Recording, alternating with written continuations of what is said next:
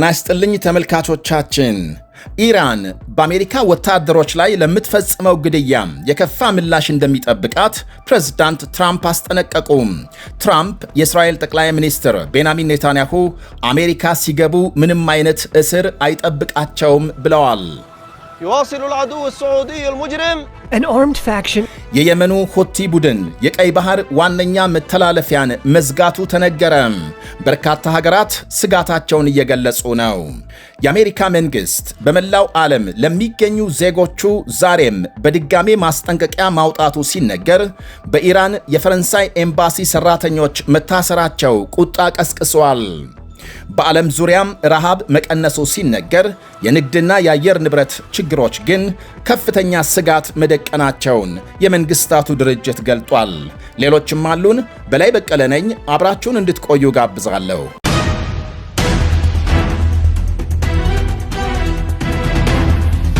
የአሜሪካ ፕሬዝዳንት ዶናልድ ትራምፕ አሜሪካውያን ወታደሮች ከተገደሉ ኢራን ላይ ተጨማሪ የከፋ ጥቃት እንደሚፈጸም አስጠነቀቁ።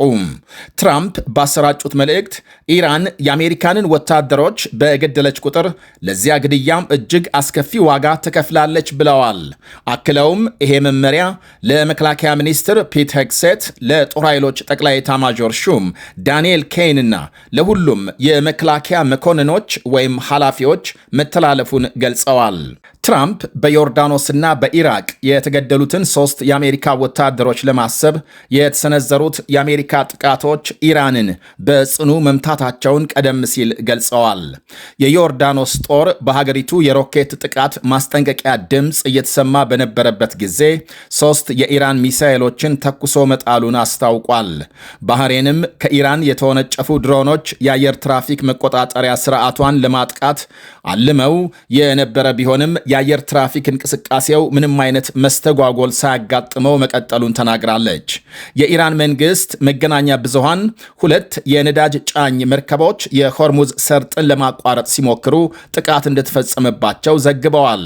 የኢራን አብዮታዊ ጦር የነዳጅ ጫኝ መርከቦቹ በደቡባዊ የባህር መስመር አደገኛና አጠራጣሪ በሚባል መንገድ ሲጓዙ ነበር ብሏል። የአሜሪካ ጥቃቶች እስከቀጠሉ ድረስ የኢራን ምላሽም እየከበደ ይሄዳል በማለት አስጠንቅቋል። በሳምንቱ መጨረሻም አሜሪካ በሰሜናዊ ኢራቅ በደረሰ የኢራን ጥቃት አንድ ወታደሯ መገደሉን አረጋግጣለች። በዮርዳኖስ በሚገኘው የጦር ሰፈር በደረሰ ሌላ ጥቃት ተገደሉ ወይም ደግሞ የተገደሉ 2 ወታደሮቿን ማንነትም ይፋ አድርጋለች። ሁለቱ ወታደሮች የ19 ዓመቷ ኢዛቤል ጎንዛሌዝ እና የ25 ዓመቱ ታይለር ጄምስ ፊሃን መሆናቸውን ፔንታጎን ይፋ አድርጓል። በዚያው በዮርዳኖሱ ጥቃት አምልጦ የነበረ 3ኛ ወታደር የት እንደደረሰ ያልታወቀ ሲሆን፣ በፍለጋው ወቅት የአሜሪካ ባለስልጣናት ማንነታቸው ያልተለየ የአካል ክፍሎች ማግኘታቸውን ገልጸዋል። በየመን የሚንቀሳቀሱት ሁቲዎች በሳውዲ አረቢያ ላይ የባህር ላይ ማዕቀብ መጣላቸው ተነገረ። በኢራን የሚደገፈው የቡድኑ ወታደራዊ ቃል አቀባይ ማዕቀቡ ወዲያውኑ እንደሚጀምር ገልጾ እርምጃው ሳውዲ አረቢያ በሁቲዎች ቁጥጥር ስር በሚገኙ የሰሜን ምዕራብ የየመን ወደቦችና አየር ማረፊያዎች ላይ የጣለችውን እገዳ ለመበቀል የተወሰደ ነው ብሏል። ቃል አቀባዩ ስለ ማዕቀቡ ዝርዝር መረጃ ባይሰጥም የሁቲዎች የመገናኛ ብዙሃን ኃላፊ ግን የቀይ ባህር ደቡባዊ መግቢያ የሆነውን የባብ አልመንደብ የባህር ወሽመጥን ለሳውዲ መርከቦች እየዘጋን ነው ብሏል። ከሳውዲ አረቢያ ባለስልጣናት በኩል እስካሁን የተሰጠ አስተያየት የለም። አሜሪካና እስራኤል ከኢራን ጋር በገቡት ጦርነት ምክንያት በፋርስ ባህረ ሰላጤ የሚገኘው የሆርሙዝ ወሰን በመዘጋቱ የቀይ ባህር መስመር ለሳውዲ አረቢያ የነዳጅ ኤክስፖርት እጅግ ወሳኝ ሆኖ ቆይቷል። የየመን ሁቲዎች በሰነአ አየር ማረፊያ ላይ የተፈጸመውን የአየር ጥቃት በመቃወም ወደ ሳውዲ አረቢያ ሚሳኤሎችን ሲተኩሱ ቆይተዋል። በሁቲዎች በኩል በቀይ ባህር የመርከብ ዝውውር ላይ የጣሉት እገዳ የዓለምን ኢኮኖሚ የበለጠ ሊጎዳው ይችላል እየተባለ ነው። ይሄ ማዕቀብ የታወጀው ከ2022 አንስቶ በሁቲዎችና በሳውዲ አረቢያ መካከል ሰፍኖ የነበረው መደበኛ ያልሆነ የተኩስ አቁም ከተደረሰ ወዲህ ለመጀመሪያ ጊዜ ነው። ሁቲዎች በደቡብ ምዕራብ ሳውዲ አረቢያ በሚገኘው አብሃም አየር ማረፊያ ላይ ሚሳኤል ያስወነጨፉት መንግስቱ በሰነአ አየር ማረፊያ ላይ ላደረሰ ለደረሰው ጥቃት ምላሽ እንደሆነ ገልጸዋል። የየመን ማለትም የመን እንደ ፈረንጆቹ አቆጣጠር በ2014 ሁቲዎች የሀገሪቱን መንግስት ከሰነአ ካባረሩ ወዲህ በእርስ በርስ ጦርነት ስትታመስ ቆይታለች። በተለይ በ2015 በሳውዲ አረቢያ የሚመራው የአረብ ሀገራት ኃይል የየመንን መንግስት ለመመለስ ጣልቃ መግባቱን ተከትሎ ግጭቱ የበለጠ ተባብሶ ቀጥሏል። በተባበሩት መንግስታት ድርጅት መረጃ መሰረት ውጊያው ከ150 ሺህ በላይ ሰዎችን ሕይወት የቀጠፈ ሲሆን ከ22 ሚሊዮን በላይ ህዝብ ለአስቸኳይ ጊዜ እርዳታ ተጋልጧል። የሁቲ ወታደራዊ ቃል አቀባይ ያህያ ሰሪ ሳውዲ አረቢያም ላለፉት 12 ዓመታት የየመንን ሀብት በመዝረፍና በወደቦችና አየር ማረፊያዎች ላይ አጠቃላይ እገዳ ጥላለች ብሏል።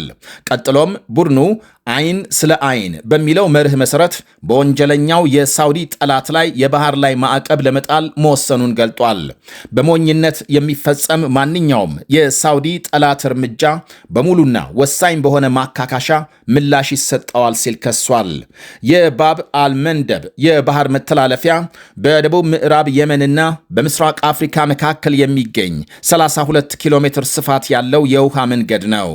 መስመሩ የኤደን ባህረ ሰላጤን ከቀይ ባህር ጋር የሚያገናኝ ሲሆን ቀይ ባህር ደግሞ በስዊዝ ካናል በኩል ከሜዲተራኒያን ባህር ጋር ይገናኛል።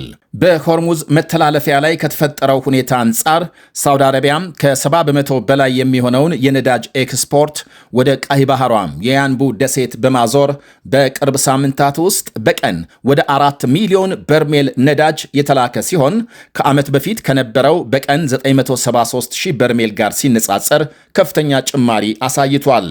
በሰኔ በዚሁ የውሃ መስመር የሚያልፈው አጠቃላይ የነዳጅ መጠን ከ7 ሚሊዮን በርሜል ከፍ ብሎ የነበረ ሲሆን ይህም የዓለም አቀፉን የነዳጅ ምርት 7 በመቶ ያህል ይሸፍናል።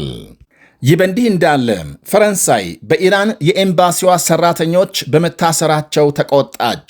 የፈረንሳይ ውጭ ጉዳይ ሚኒስትር ዣን ናኦል ባሮት ሁለት የኤምባሲው ዲፕሎማቶች በቴሄራን ለበርካታ ሰዓታት መታሰራቸውን ገልጸው ለዚህ ድርጊት ኢራን ዋጋ እንደምትከፍል አስጠንቅቀዋል። ባሮት በኤክስ ገጻቸው ላይ እንደጻፉት በኢራን የሚገኘው የፈረንሳይ ኤምባሲ ሁለት ባልደረቦች በኢራን የደህንነት አካላት እጅግ ከባድ የሆነ የማስፈራራት እርምጃ እንደተወሰደባቸው በመግለጽ ይህም የዲፕሎማቲክ ከለላን በግልጽ የጣሰ ነው ብለዋል። አክለውም ይሄ በእጅጉ ከባድና ተቀባይነት የሌለው የሰራተኞቻችን ክብርና ደህንነት ጥሰት ያለምንም እርምጃ ዝም ብሎ ሊታለፍ እንደማይችል ለኢራን አቻቸው ማሳወቃቸውን ገልጸዋል። የእስራኤል ጠቅላይ ሚኒስትር በአሜሪካ ቆይታቸው በማንኛውም ሁኔታ እንደማይታሰሩ ፕሬዝዳንት ትራምፕ ገለጹ። የትራምፕ መልእክት የኒውዮርክ ከተማ ከንቲባ ዞራን ማምዳኒ ኔታንያሁ በመስከረም ለተባበሩት መንግስታት ጠቅላላ ጉባኤ ኒውዮርክ ከተጓዙ በቁጥጥር ስር ለማዋል በሚቻልበት ሁኔታ ላይ ከከተማዋ ባለስልጣናት ጋር እየተማከሩ መሆናቸውን ከገለጹ በኋላም የተሰማ ነው። የአሜሪካ ውጭ ጉዳይ ሚኒስቴር ከኢራን ጋር ግጭት መባባሱን ተከትሎ በመላው ዓለም ለሚገኙ የአሜሪካ ዜጎች በድጋሜ ማስጠንቀቂያ አውጥቷል።